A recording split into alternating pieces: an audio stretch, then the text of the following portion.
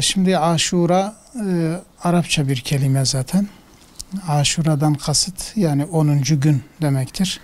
İsmini de oradan alıyor. Muharrem ayının 10. günüdür. Bu şekilde Aşura diye meşhur olmuştur.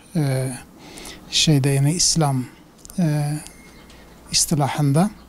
Aşura denilince Muharrem ayının 10. günü akla gelir. Ve İslam'da tabii ki daha Peygamber Efendimiz zamanında aleyhissalatü vesselam o zamandan beri Aşura İslam istilahına girmiştir. İmam Bukhari'nin rivayet ettiği bir hadis-i şerifte Peygamber Efendimiz sallallahu aleyhi ve sellem Mekke'den Medine'ye hicret ettiği zaman tabii o esnada yani o hicretten sonra bakmış ki Yahudiler bugün de oruç tutuyor. Sebebini sormuş bu nedir diye. Yahudiler cevap vermiş. Demişler ki bugün bizim için özel ve çok faydalı bir gündür. Çünkü bugün de Allah Celle Celaluhu Hazreti Musa'yı Firavun'un şerrinden, zulmünden ve Benu İsrail'i de aynı şekilde Firavun'un zorbalığından kurtarmış. Hazreti Musa Aleyhisselam bugün de oruç tutardı. Biz de onun için oruç tutarız. Resulullah sallallahu aleyhi ve sellem dedi ki ben sizden daha çok Musa'ya yakınım ve Musa'nın hakkı daha çok benim üzerimde var diyerek o da o günden beri oruç tutacağını buyurdu ve oruç tuttu. Hatta dedi ki eğer ben gelecek seneye yetişirsem 9. günü de oruç tutacağım ki sırf Yahudilere muhalefet olsun diye. Hani Yahudiler sadece Aşura'yı tutuyordu. Resulullah Aleyhisselatü Vesselam onlara biraz muhalefet olsun diye ki Resulullah Aleyhisselatü Vesselam'ın zaten sünnet-i seniyesinde genelde vardır, adetinde var. Genelde gayrimüslimlere tam olarak benzemek istemezdi. Dolayısıyla bir farklılık olsun diye 9. günü de oruç tutarım diye buyurmuş. Fakat maalesef gelecek seneye yetişememişti.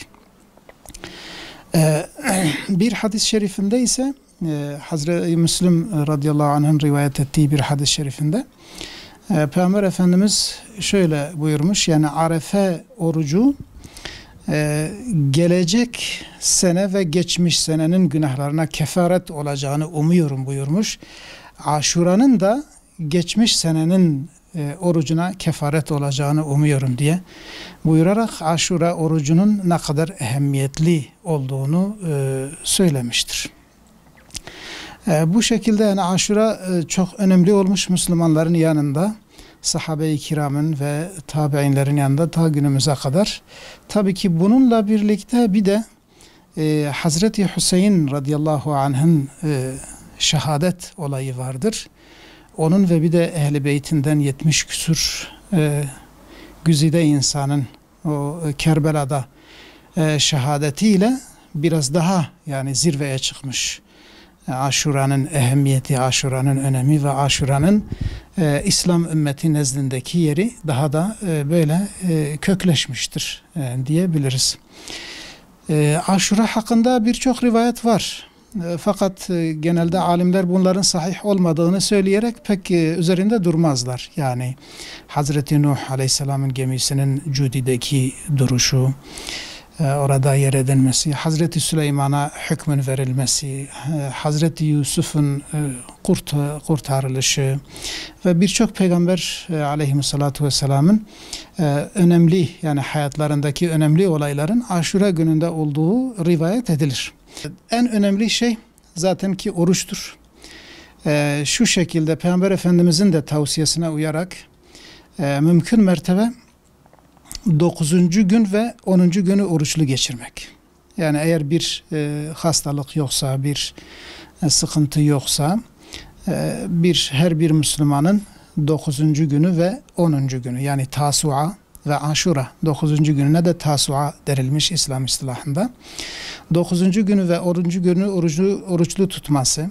Eğer 9. gün mümkün olmasa 10 ile 11. günü oruçlu geçirmesi. Bu en önemli şeydir. Peygamber Efendimizin de yaptığı ve tavsiye ettiği bir meseledir.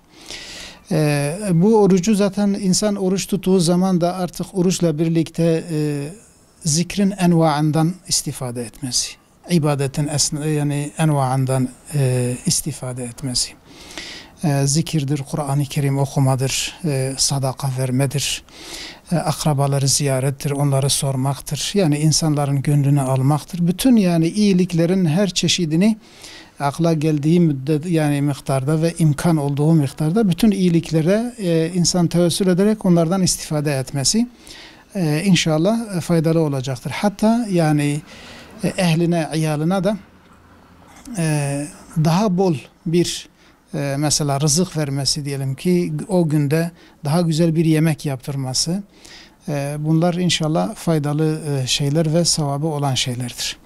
Bunun dışında mesela bugün de işte o feci olan olayın Hazreti Hüseyin ve yarenlerinin bugün de şehit oluşunu da haber vermeli. Özellikle çocuklarına, akrabalarına, yakınlarına bunu hatırlatmalı ve bunun sebebini özellikle.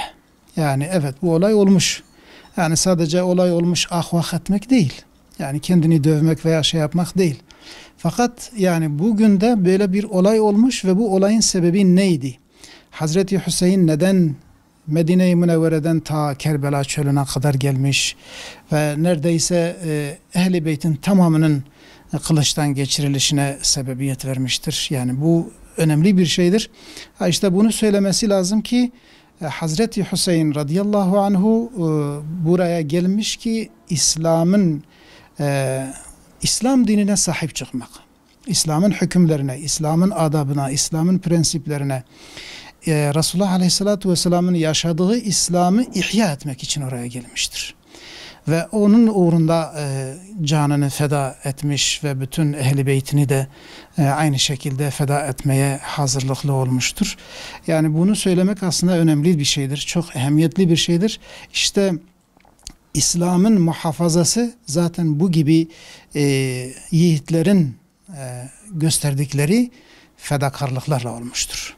İşte bunu söylememiz ve çevremize özellikle bizi dinleyen insanlara, çocuklarımıza, akrabalarımıza bunu hatırlatmamız lazımdır.